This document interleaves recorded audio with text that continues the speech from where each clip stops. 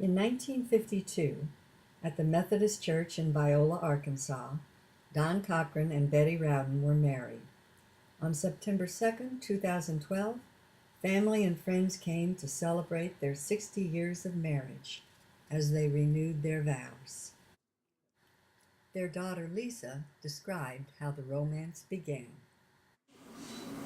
She was a skinny basketball player in her junior year in a school that some of you might know about. It's called Salem High School. And every day she would leave the gym, and there was this really good-looking baseball player that would be coming into the gym, and he would wink at her every day. Now she knew her two best friends, Kayla and Nita, also wanted to go out with him, but he winked at her. So this went on for a while until one night they were at the movie theater in Salem, and Salem had a movie theater. And he walked her home after the movie theater to her house. And there they had their first kiss. That's how my parents' story started.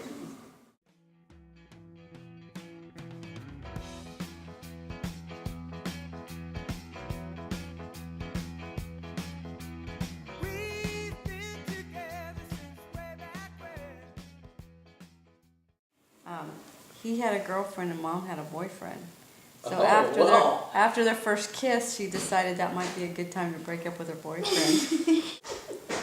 I think I should say that then after your first kiss, you decided to break up with your boyfriend, that's how your love story began.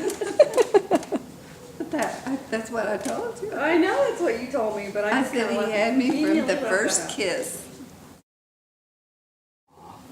Right on those steps of Mr. Rowden's porch. So Dad was telling us a story that they would walk up to the gate and Mr. Rowden would walk out on the porch and he would just clear his throat and Mom would be off because she knew as soon as he went, She hit that door like that. that meant time to go inside.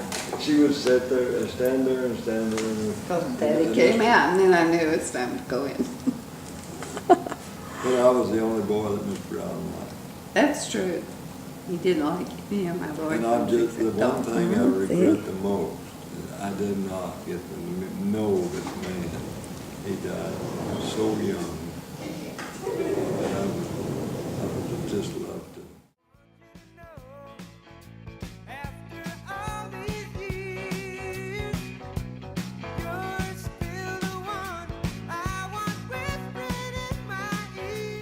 During the time that he was back, one day they were sitting in my mom's cousin's drugstore in Salem. And there was a soda fountain in the bar there, and they were sitting there. And Dad just casually got up and walked over to the jewelry counter and started looking at wedding rings. And I asked Mom, what did you do? And she goes, well, I hopped down and helped him pick it out. Again, it was another gesture where my mom and Dad did not need to share words or have any grandiose occasion. They just knew. So they picked out the wedding ring together. And as the wedding time got closer, my mom got the Spiegel catalog, if any of you remember the Spiegel catalog, and she picked out the material for her wedding dress. And her best friend's mom, Kayla's mom, made the wedding dress, the one that she's wearing today. And they decided that they were going to get married in Mom's church, the Methodist Church in Salem. Well, their preacher was Brother Love, and Brother Love on the day of the wedding decided to go fox hunting. So they didn't have anyone to marry them. So they found someone else, and they came here to this building to get married with two of their longtime friends, Betty and Hazel.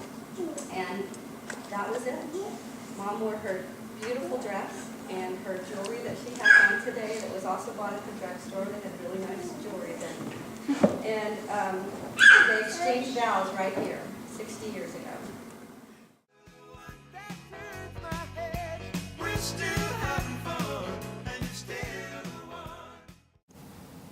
Didn't you tell me once that one of your aunts criticized you for not being able to cook pies when you first got married? His grandmother.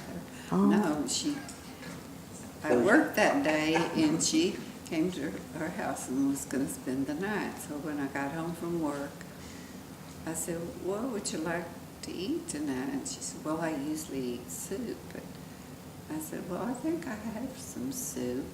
And so I'm looking for canned soup. And she said, I don't eat canned soup. And I said, well, I don't know how to make soup. And she says, young lady, you shouldn't have gotten married if you don't know how to cook. I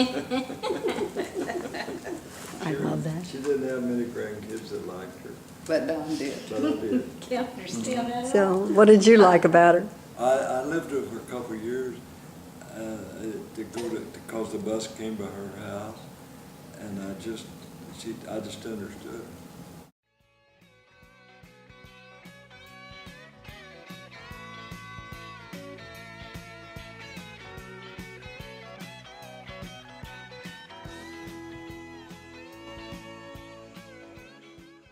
I was in grade school at Oxford. I would ride the bus up to Aunt Ruth and Uncle Jeff and spend the night. And it was a treat to get to ride the bus. It was a treat to get to go up there. And all day I was just so excited about going. And she always fixed my lunch, and the next morning she would get up and make cake icing, and put it between 2 graham crackers. And it was special to me. I'll bet. You made that for us. Yeah. Well, that's where she learned it. Yeah. We used to stop at Betty's Aunt Ruth anytime, and she's just was such a smart, nice lady. Yeah. It's just sweet. When I'm trying to piece together who's related to who. Okay, so Ruth is a Copeland, right? She was married to Copeland. Mama's sister. Okay, so she was originally a Franks. Thanks. All right. I saw both of those when we stopped at Union today. Okay, so Other things. Ruth and Maddie and Miser. Don's going for the first time this year. Late night, Tom doesn't know that, but Who are you talking about now? Mike King knows the routine. And it was apple juice.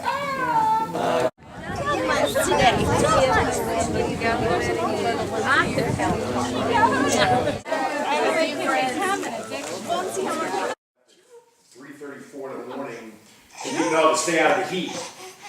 Because if you leave too late. Mary was out there close to the gate.